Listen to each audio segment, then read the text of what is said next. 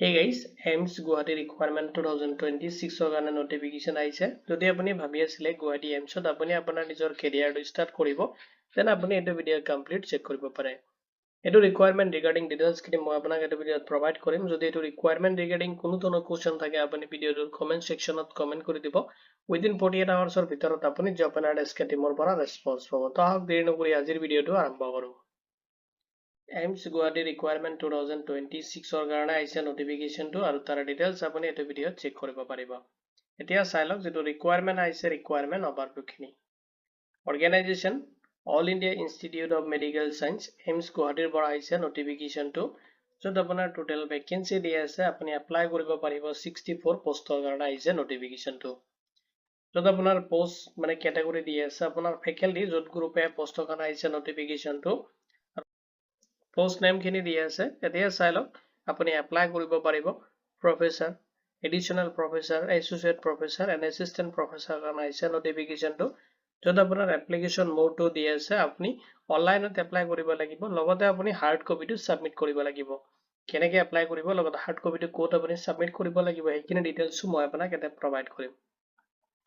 job লোকেশনটো Guwahati দেব আৰু official যে website আছে আপুনি ভিজিট কৰিব পাৰে যিকোনো ব্ৰাউজাৰ এটা ওপেন কৰি যদি আপুনি aimsguwahati.ac.in সাৰ্চ কৰে তেতিয়াহলে আপনি AIMS ৰ যেটো অফিচিয়েল ওয়েবসাইট আছে আপনি তাতে ভিজিট কৰিব পাৰিব এটা চাই লওক আপুনি এপ্লাই কৰিব পাৰিব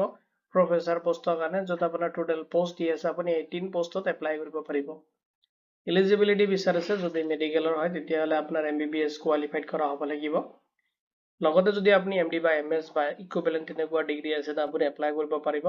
লগতে যদি MD বা আপনি তেনেকুৱা যদি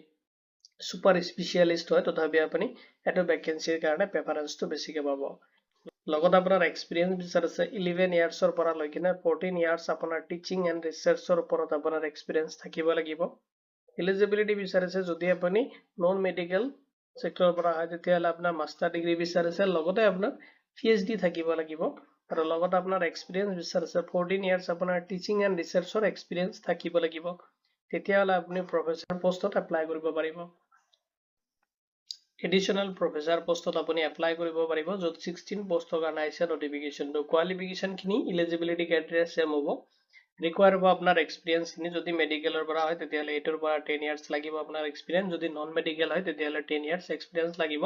লগত আপোনাৰ PhD কৰা হ'ব লাগিব তেতিয়াহলে আপুনি এটো পোষ্টত এপ্লাই কৰিব পাৰিব নেক্সট যেটো পোষ্ট আছে associate professor যত আপোনাৰ 11 পোষ্টত এপ্লাই কৰিব পাৰিব Eligibility criteria same হ'ব experience বিচাৰিছে যদি আপুনি মেডিকেলৰ পৰা হয় তেতিয়াহলে আপুনি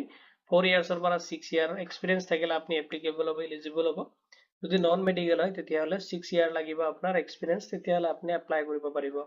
নেক্সট যেটো পোষ্ট আছে assistant professor যত আপোনাৰ 19 পোষ্টত আপুনি এপ্লাই কৰিব পাৰিব এক্সপেৰিয়েন্স ৰিকোয়াৰ হ'ব যদি মেডিকেলৰ পৰা হয় তেতিয়াহলে 1 ৰ পৰা 3 ইয়াৰ্ছ হলে এপ্লিকেবল হ'ব নন মেডিকেল হলে 3 ইয়াৰ্ছ লাগিব আপোনাৰ এক্সপেৰিয়েন্স তেতিয়াহলে আপুনি এটো ভ্যাকেন্সিত এপ্লাই কৰিব পাৰিব এলিজিবল হ'ব এতিয়া চাই লওক কেনেকৈ আপুনি এপ্লাই কৰিব তো এপ্লাই যেটো প্ৰসেস হয় আপুনি অনলাইনত কৰিব লাগিব অফিচিয়েল ওয়েবসাইটত আপুনি ভিজিট কৰিব তাতে আপুনি এপ্লিকেশন ফৰ্মটো ওপেন কৰি কিনে ৰিকোয়াৰমেন্ট ডিটেইলছ খিনি ফিল আপ কৰি দিব আৰু সাবমিশনৰ যেটো ডেট দি আছে বিফোৰ আপুনি 23 মাৰ্চ 2026 লৈকে সাবমিট কৰিব লাগিব হাৰ্ড কপিটো আপুনি সাবমিট কৰিব লাগিব হাৰ্ড কপিটো সাবমিশনৰ যেটো ডেট দি আছে এড্ৰেছটো আপুনি নোট কৰি লব দা এডমিনিষ্ট্ৰেটিভ অফিচাৰ যেটো AIMS Guwahati Silverals Khangsari Guwahati 781101 Assam এটো এড্ৰেছ আপুনি নোট কৰি লব আৰু এপ্লাইৰ যেটো হাৰ্ড কপি সাবমিশনৰ ডেট দি আছে 6 এপ্ৰিল 2026 লৈ কিনে আপুনি লাষ্ট এপ্লাই কৰিব পাৰিব এটো ৰিকোয়াৰমেন্ট ৰিগাৰ্ডিং কোনো ধৰণৰ কোৱেশ্চন থাকিলে ভিডিওটোৰ কমেন্ট সেকশনত কমেন্ট কৰি দিব উইদিন 48 আৱাৰ্ছৰ ভিতৰত আপুনি জব এলাৰ্ট SK টিমৰ ৰেসপন্স পাব ভিডিওটো চোৱাৰ বাবে ধন্যবাদ দিছো আৰু লগতে ইম্পৰ্টেন্ট লিংকখিনি আপুনি এই ভিডিওৰ ডেসক্ৰিপচনত চেক কৰিব পাৰিব